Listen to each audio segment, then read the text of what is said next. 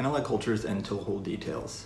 So although science fiction and fantasy seem very similar in a lot of ways, they're quite different, one of which is being that science fiction often builds their cultures from the ground on up and is kind of in the present looking to the future. Fantasy, on the other hand, stands in the present and looks to the past and does this by using analog cultures.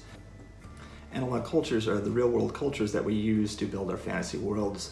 This is part of the fantasy function, which is composed of fantasy conceits, which are the things that we do to change the world, and then analog cultures, which are the parts of the real world and real-world cultures that we actually change by using our fantasy conceits.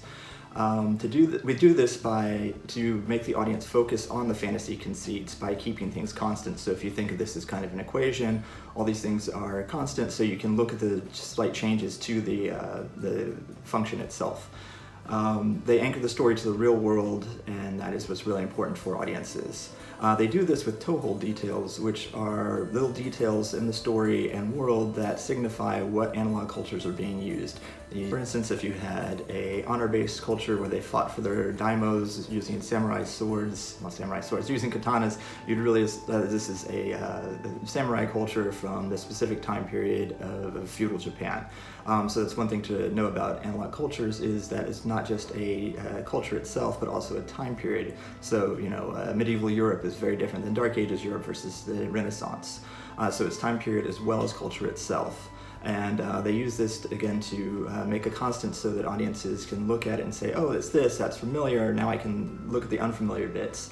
And so Game of Thrones, it used mostly the British analog from the War of the Roses, but we also saw some Spanish and the Dornish people, the Mediterranean and the Iron Bank, I think it was, the Mongol-like raiders of Dothraki, and some Middle Eastern cultures thrown in.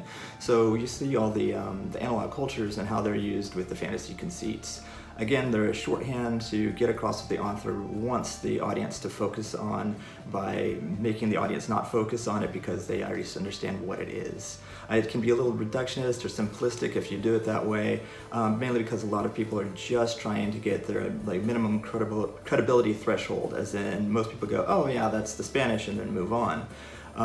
But the problem is that if you use a living culture or cultures that people are very familiar with, there are people who are already experts on that, and unless you've actually researched it and know what you're talking about, it's going to ring false just because they are already more familiar with it, and it breaks their immersion every time you get a little detail wrong.